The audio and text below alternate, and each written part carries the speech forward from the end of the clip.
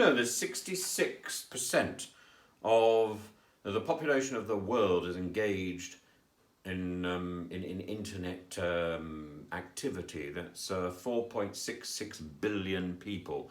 So even if you want to censor all of that activity, you're going to have to behave like God. God did it with commands, but anyway, let's get to that at the end. But we've got two options: standards, to set up standards that people aspire to, or censorship, where we are muting people's conversations and behaviour, where we are, I think, damaging, where we are doing something dangerous and destructive. The person who was the previous Director of Public Prosecutions in the UK, before Keir Starmer, I think, she said that we need to be aware of online crime. One second, we're making a lot of noise there. We need to be aware of online crime as much as we are aware of serious crime in the real world. Online crime is dangerous and can be very dangerous. But we have to balance any sort of prohibition against the need to respect free speech.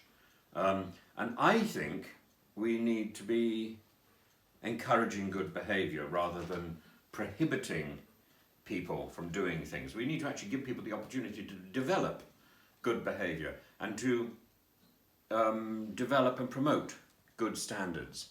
We need to allow people to practice good manners and to do the right thing. If we stop people from doing everything, then they've got no opportunity to grow. And if we decide that legislation is the way we're going to go, who limits things? Who enforces this? How is it actually policed? Because if we can't police it properly, it's a bad law and it's a waste of time.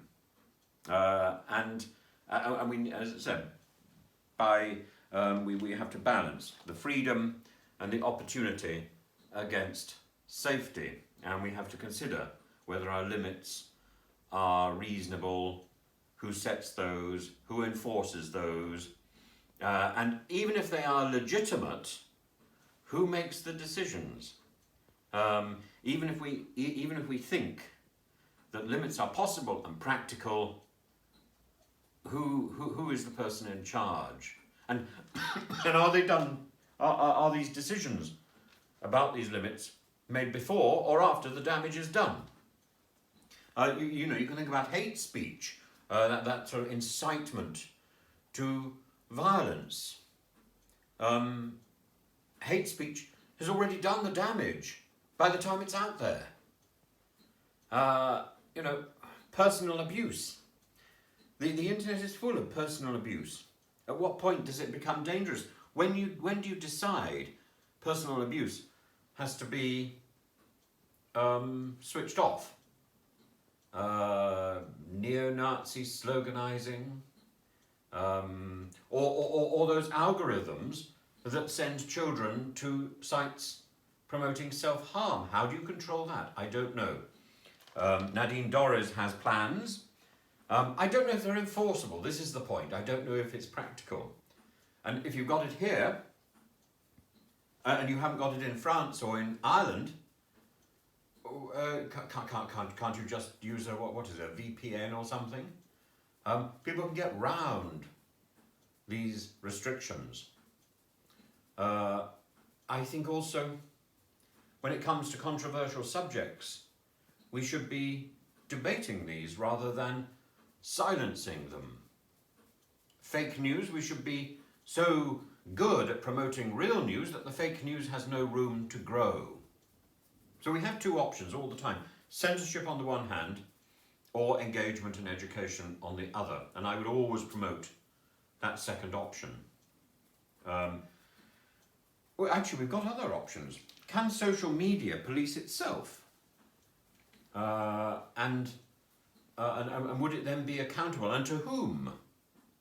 The real problem with governments and nations policing themselves is that this can then turn into something more pernicious. If you're policing the internet, you might also be sabotaging the freedom of the press.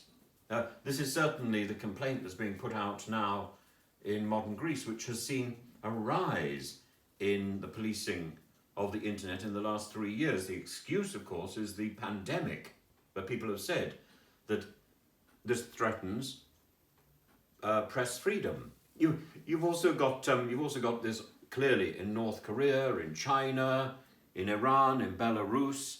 You've got it to a lesser extent in countries like Turkmenistan, Qatar, Syria, Turkmenistan, Russia, the United Arab Emirates, where certain subjects are forbidden or prohibited. But I'm afraid clever people will get round these prohibitions. So in the end, that sort of legislation, that sort of government control is not ultimately efficacious.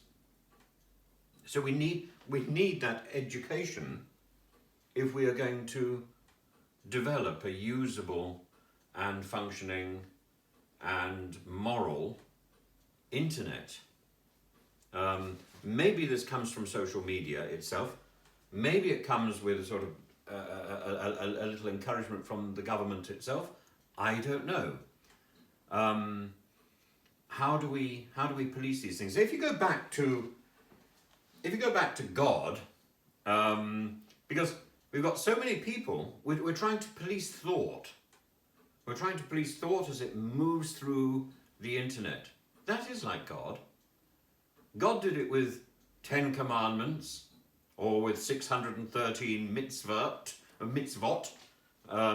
or of course in Christianity, it's all reduced down to two things, which I think are very clever.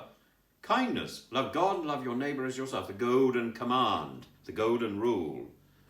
And promoting kindness on the internet, if we could have a movement to promote kindness. I know we've seen certain people championing this idea on Instagram, but it needs to be broader, it needs to be wider, it needs to be global. This is one answer. I don't think policing the internet will be effective, or indeed is the answer. I think it's not the way forward.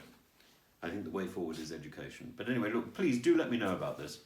I'd be really interested. Have fun.